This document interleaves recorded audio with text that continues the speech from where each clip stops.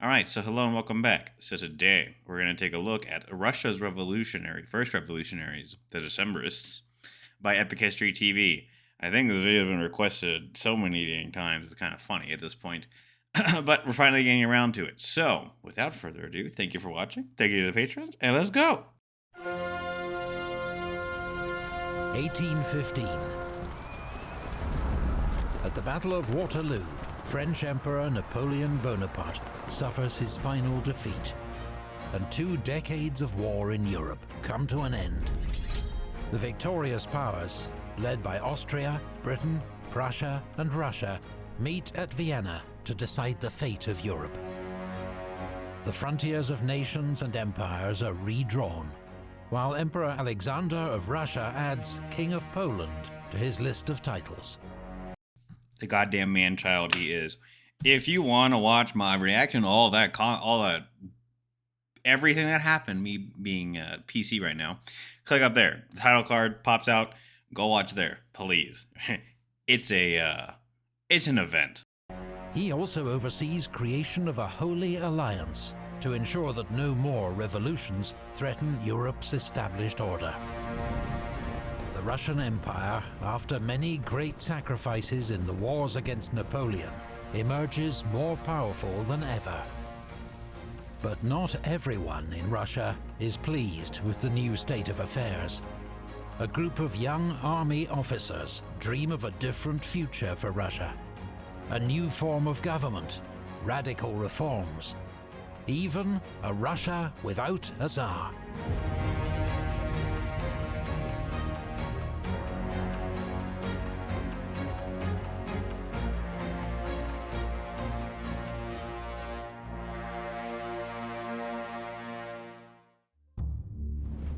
In 1812, Napoleon had invaded Russia with the largest army Europe had ever seen. It was a defining moment in his reign. But he underestimated Russian resolve. 4 months later, the remnants of his army began its infamous retreat from Moscow. The Russian army and its coalition allies then drove Napoleon's forces back across Europe, fighting giant battles in Germany, and finally arriving in the streets of Paris itself. And if you look at it from that perspective, you can see why Russia thinks it won the Napoleonic Wars by itself, and everyone else was just kind of helping them.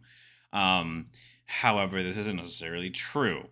The reason Napoleon had been downfalling this entire time, I'll just say Russia was probably the last peg, is we got Spain. We already have years of fighting from the Revolution, right? So 1798 all the way till now, freaking been Napoleon just curb stomping all of Europe by this point. So by 1812, the writing had already started to come on the wall by this point. And when you lose basically your whole million-man army in Moscow, in Russia, you don't have anybody left. So you can see why Russia thinks it was the one that turned the tide here, at least from their perspective, regardless of everyone else that actually came in and helped them. So Napoleon's abdication was a moment of triumph for Emperor Alexander and for Russia. For many young Russian officers, it was also an eye-opening experience. Imperial Russia was an autocracy, ruled by an emperor with no checks upon his power. There was no political opposition or constitution. There was no freedom of speech or right to trial. There was literally nothing, and that has been how it has been, and since the Principality of Moscow all the way to Russian Empire in when this kicks off, it'll be 1825, but let's just say 1812, so 1815 when they're talking about this. You could see why they're like, yeah, maybe we shouldn't have an absolute monarchy that has literally no power limits on it. You do whatever you wanted here. There was an advising body. They had their own actual rank structure, which we can probably go take a look at. I'll show you guys. Okay, so the table of ranks. So this is not necessarily going to be about military service. It's also civil service. It's really basically ranking you kind of in society. So as you can see, the table of ranks for K1, which is basically just all intents and purposes, Chancellor, Active Privy Councillor, used to be General Field Marshal, General Admiral. There's some court ranks here, so basic and Metropoliti for clergy ranks. You can see that there's a line here. So this is how society was structured during this time. And then you have the, of course, your military ranks, and you could go on and on actually about the way in which the table of ranks influenced Russian society. But remember, you have to remember that this thing was not abolished until November 11th, 1917, which I don't need to tell you is revolution time. So this was the standard everyone had to go through. And this was their government. You had privy counselors advising people, but in all reality, Russia was run basically by the Tsar. Whatever he said was whatever was going to happen. So there's your tidbit of information.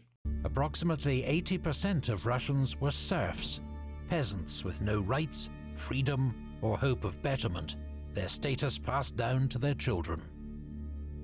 The inefficiency, not to mention injustice, of such a system was increasingly apparent even to many Russian aristocrats. In Europe... So, talking about Russian serfdom here, I'm not going to pull up the whole stat block again because I could do that, but that video would be way too long. But basically, Russians were still serfs at this time, and it won't be until the 1860s that the emancipation of serfs will happen. So I'll actually check the date for you. Okay, so the Emancipation Reform of 1861. Very broadly speaking, because you could do a lot more research into this, it lets some serfs become free, but reality-wise, actually it put a mortgage that these people had to pay for 47 years on their basically properties that they would then pay to the state for them emancipating them, which the state would in turn pay to the property owners or aristocrats or boyars. Very, very little change for the average Russian freeman, but serf, really, besides the fact that you weren't tied to a land and you could move around a bit if you had any money, which you didn't, but, in theory, and you weren't really a slave anymore, because if you were born into the serfdom, you were a serf of your master, basically. And this was the first step in doing that. And Europe had long ago abolished serfdom because it was very inefficient. And in 1861, Russia, quote unquote, abolishes serfdom, but 47-year mortgage. It will be a long time before this is actually given out or these are pay off their mortgages. And as you can see, it's a part of slavery. So there you go. Back to the video. Serving as officers in the Russian army, they'd visited countries where serfdom had been swept aside by war and revolution, and where monarchs had granted constitutions that limited their power, protected freedoms, and acknowledged the rule of law. Many were inspired and began to dream of similar reforms in Russia. But few placed faith in Emperor Alexander to aid their cause. Which I will back them on this. They were right. That man-child was not going to give up any power whatsoever in a constitutional monarchy. So, I give it to the officers. At least they were smart.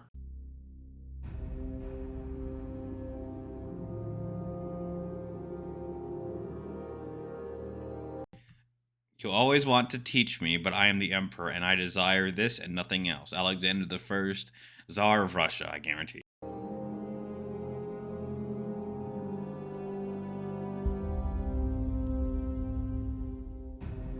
On the night of the 11th of March, 1801, Alexander's father, Emperor Paul, was strangled to death by a group of disaffected army officers.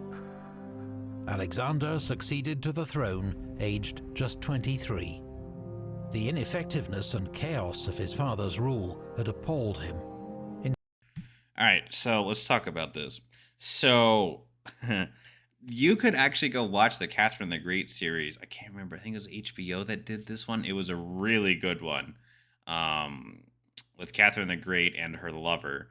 I can't remember his name, but it starts with P. Pekasovsky. But he's a very revered figure in Russian culture even today. But when Catherine died, her son, which was the inept Paul the First, took over, and you can see through that series that he was not very good, and he was not very good. He was terrible. He basically did everything on a whim, and everything possible you could do wrong, he did. And he had his little toy soldiers that he liked to play with, which he would dress them up and have them march around, and they would all be tall, and that sort of thing.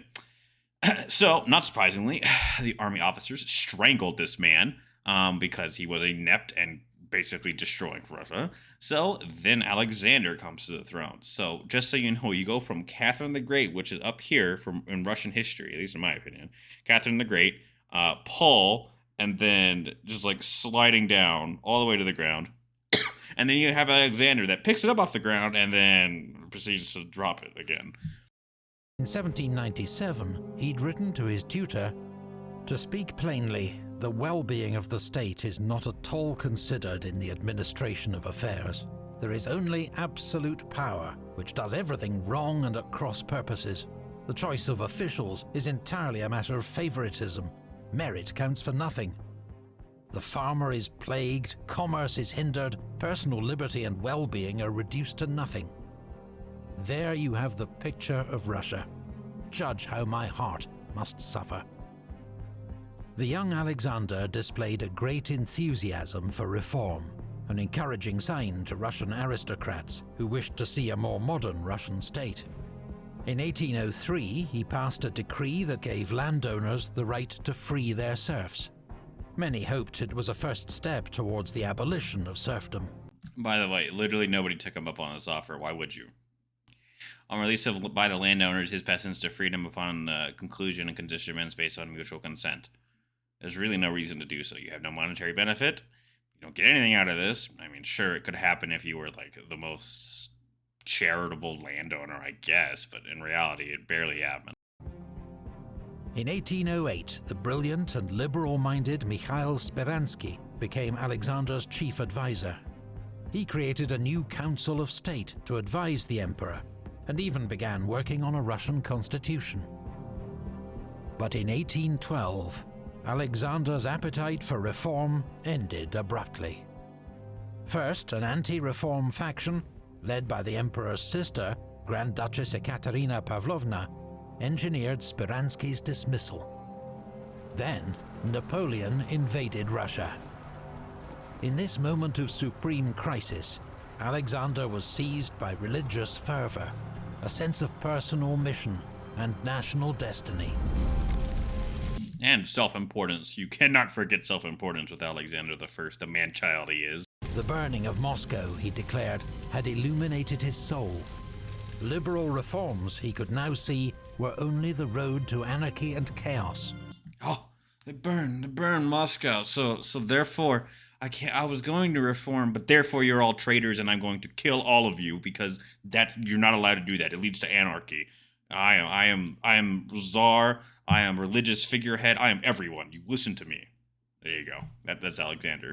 They were an intolerable risk to Russia's holy institutions. In 1815, any officers returning from Europe harboring hopes of reform were to be severely disappointed. Alexander added insult to injury by granting a liberal constitution not to Russia, but to his new kingdom, Poland. Not one, it turned out, he planned to honor. Nope, he stripped it away, stripped all powers, and then eventually just straight annexed Poland. So yeah, they weren't going anywhere. No constitution. 3 years later, when Alexander raised the possibility of a Russian constitution based on this Polish experiment, it proved an empty promise. Idealistic young officers, more alienated than ever, decided that if the emperor would not take up their cause, they must act themselves. They began to organize secret societies and to plan a revolution.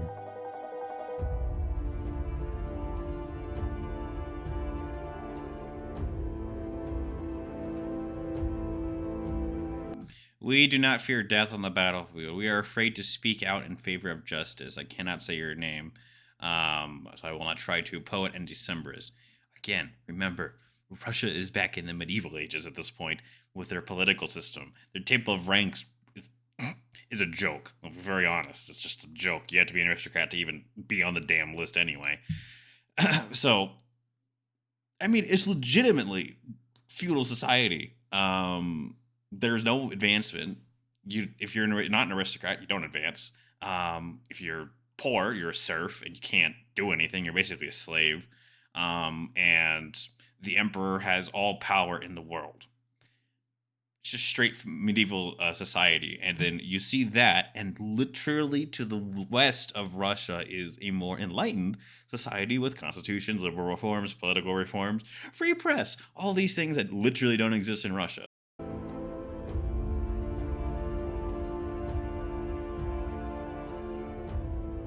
Many Russian military officers already belonged to a secret society. Freemasonry had been imported from Europe in the 18th century and was popular among army officers. But in 1816, officers from Russia's prestigious Guards regiments, based in St. Petersburg, formed a new secret society, the Union of Salvation. 4 of its founding members would play a leading role in a revolutionary movement that became known as the Decembrists. Nikita Muravyov, a captain in the Guards Division staff, aged 31 at the time of the Decembrists' revolt. He would draft one of their major plans for constitutional reform. Lieutenant Colonel Sergei Muravyov Apostol, aged 30 at the time of the revolt. He would lead the Decembrist uprising in Ukraine. Colonel Prince Sergei Trubetskoy, aged 36 at the time of the revolt. A war hero from one of Russia's most distinguished families, Trubetskoy would be chosen to lead the Decembrist coup in St. Petersburg. And Colonel Pavel Pestel of the Vyatka Infantry Regiment, aged 33 at the time of the revolt. These guys are in their mid-30s, so they've been in the army for a while. Also, the facial animations, there you go. But these guys are in their mid-30s. None of them are generals. This is important to remember. So they can probably scrape up a few regiments together, but they don't actually have overall command of divisions or corps at this point. Also a decorated war hero, badly wounded at Borodino. He was a brilliant, if uncompromising officer, and one of the most active and radical members of the Union. He would argue for the Emperor's death and creation of a Russian Republic. The Union of Salvation soon merged with another secret society, the Order of Russian Knights, to form the Union of Prosperity, with more than 200 members. Think about that, 200 members. 200 members are going to lead to this. 200 members that are basically all officers and aristocrats are going to lead, well, at this point to this. I don't know how far it'll grow, but... Its charter, known as the Green Book, set out how the Union was to be organized. It also spelled out its commitment to educating the public about Enlightenment ideals of virtuous, moral citizenship. This, it was hoped, would generate wider support for reform among Russia's elite. Convinced that the good morality is a firm bulwark of the prosperity and prowess of the people, and that with all the care of the government about it, it will hardly achieve its goal if those governed on their part do not contribute to it. It in these beneficent intentions, the Union of Prosperity makes it a sacred duty to spread among compatriots the true rules of morality and enlightenment to help the government raise Russia to the level of greatness and prosperity to which it is destined by its creator. Section 1, blah, blah, blah. I can already see problems with this. 1, if you start spreading this around, well, you might get found out. 2, you only have 200 members that are an aristocrat. You didn't ask any of the enlisted people, because why would you? Number 3, a lot of people can't read because it's not needed when you're a slave on land working for an aristocrat. Why would you need to read? why would you need that? So they wouldn't be paid for it. So you're having a lot of problems that are already going to be stacked against you. And remember, religion is very important here, especially to the peasants of this time. It's like the number one and most important thing. So if God tells you, the Tsar, if God, the Tsar God, the Tsar Emperor, the God Emperor of mankind tells you, yeah, you should just stay like this, you're going against a powerful force where you're other people being like, yeah, no, morality and all these other things. Only a trusted inner circle was privy to the Union's more radical, long-term goals of securing a constitution and ending serfdom.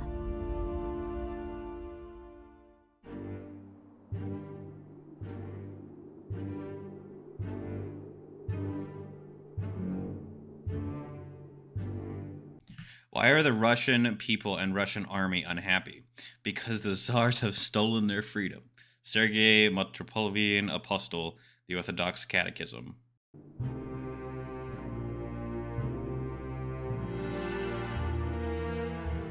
The leaders of the Union of Prosperity were wise to be wary.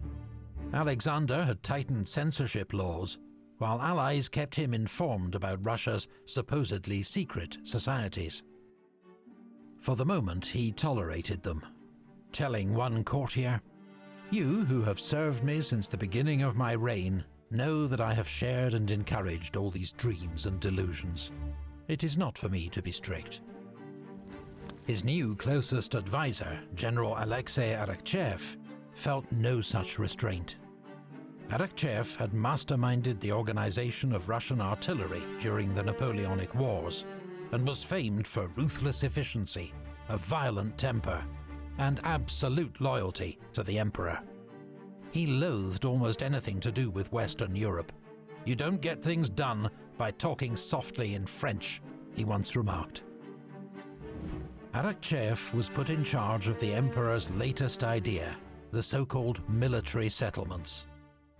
The plan was to cut the cost of Russia's huge army by having soldiers and serfs live side by side in new villages organized like military camps. So, talking about these military settlements, it was a cost saving measure exactly as it was planned.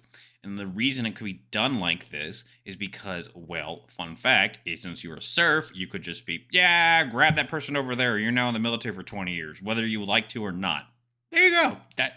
That's your life now. And this could be generational.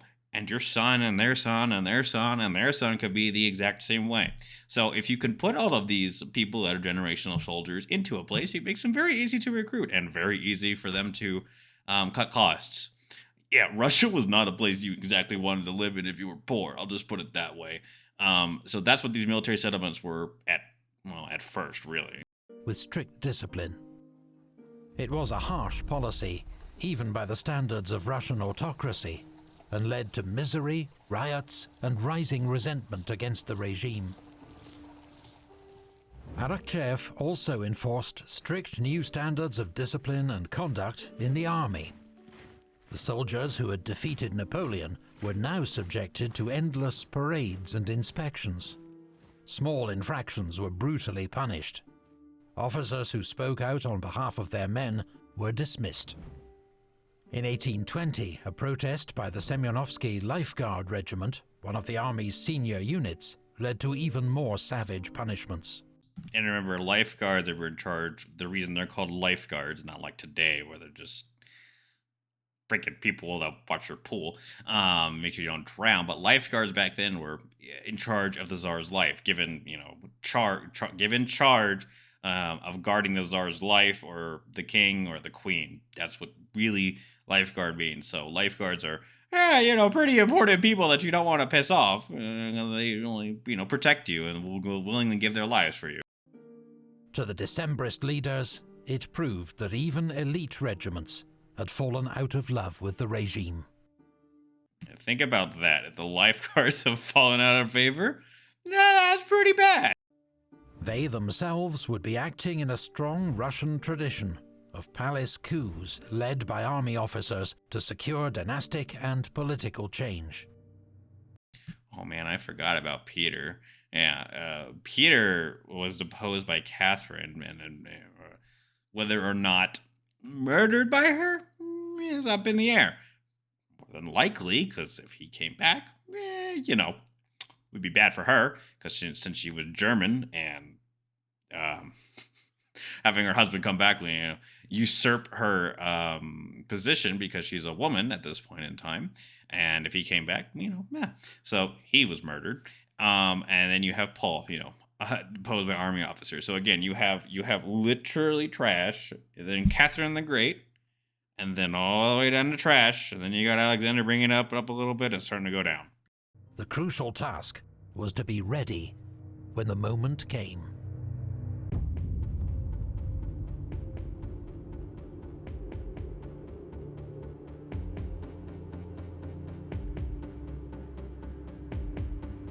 The Russian people, free and independent, is not and cannot be the property of any person or any family. Draft Constitution by Nikita Ravio.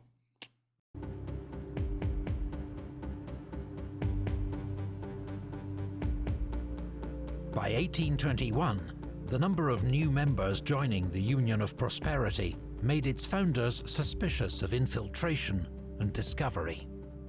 So they dissolved the Union. Its most trusted and committed members formed two new groups, each with around 20 to 30 members. The Northern Society was based in the Russian capital, St. Petersburg, and was initially the more moderate organization. The more radical Southern Society was based in Tulchin, Ukraine, where several Decembrist officers were stationed with their regiments. Both societies spent their time holding secret meetings at the apartments of their members. They would stay up late into the night discussing political ideas, reading aloud from banned literature, drafting manifestos and resolutions. The Northern Society adopted a draft constitution by Nikita Muravyov as its aims. His moderate document would make Russia a constitutional monarchy, but was otherwise heavily influenced by the US Constitution of 1787. Pretty good document to base your constitution off, in my opinion. He too called for a division of power between executive, legislature, and judiciary, with each imposing checks and balances on the others. The executive was the emperor, supreme official of the Russian government, who would command the armed forces, lead foreign policy, and had the power to veto legislation. The legislature, a people's Vyeche, or assembly, composed of a Supreme Duma, or Senate, and a House of Representatives. Serfdom would be abolished, and there would be equality before the law. The right to vote would be restricted to those who owned a certain amount of property. So property qualifications for voting: 500 silver rubles of property or 1,000 silver rubles of goods. Today, approximately 12,000. Again, I abolish all of serfdom. Okay, great, fantastic. All right, so what do you have when you abolish serfdom for everyone? You have a lot of people that are completely poor and can't afford anything, so therefore they can't vote. There's your problem number one, I can already see. But this constitution actually looks not bad, at least for a first attempt. It's not terrible.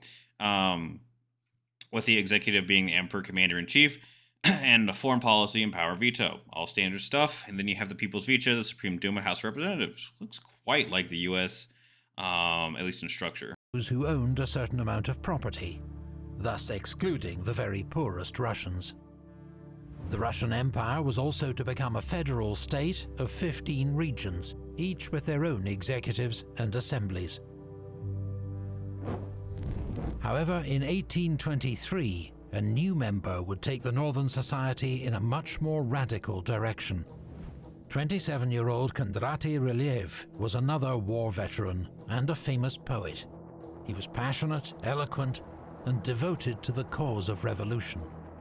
He was known for his satire of the hated General Arakcheyev, secretly circulating amongst Russian liberals. "All fear, tyrant, for evil and treachery, thou shalt be condemned by thy posterity." Rylyev despised monarchy in all its forms. "There are no good governments in the world, except in America," he declared. He proved a highly influential figure, and soon a radical wing of the Northern Society formed around him, taking up his argument for a republican revolution. A friend described a meeting at his apartment around this time. "There must have been more than a dozen people in the room, but at first I could not distinguish anything because of the dense blue haze of pipe and cigar smoke. They were sprawling on sofas and on the deep windowsills. Young Alexander Odojevsky and Bestujev sat cross-legged, Turkish fashion, on a Persian carpet. An intense youth with a pale complexion and prominent forehead lifts a glass. 'Death to the Tsar!' The toast is received with emotion. Ryliev's jet-black eyes light up with an inner flame. They sing to the death of the Tsar.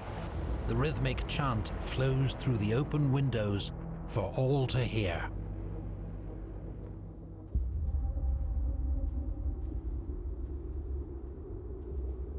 Might be a bit extreme, but there you go.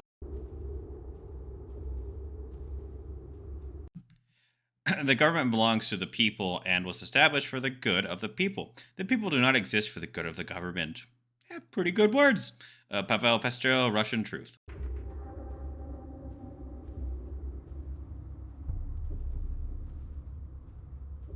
The leading figure of the Southern Society, based in Ukraine, was Colonel Pavel Pestel.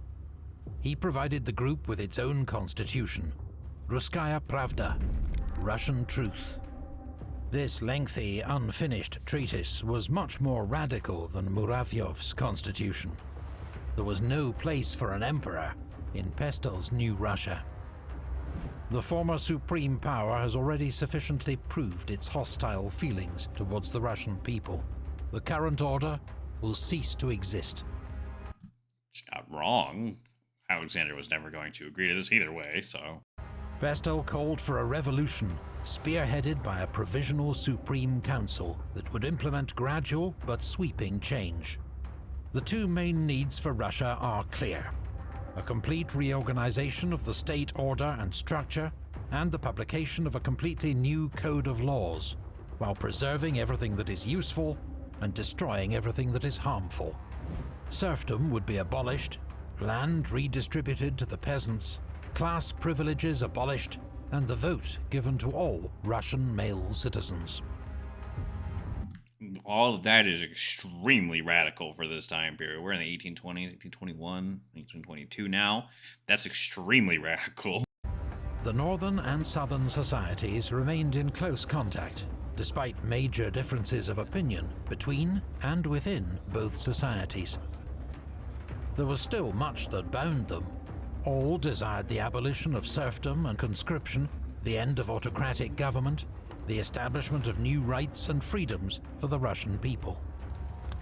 What's more, they felt themselves to be in step with a spirit of the age, as revolutions and conspiracies spread across Europe in the name of liberty. Such events reaffirmed their conviction that change in Russia must come from direct action, a coup d'etat, or revolution.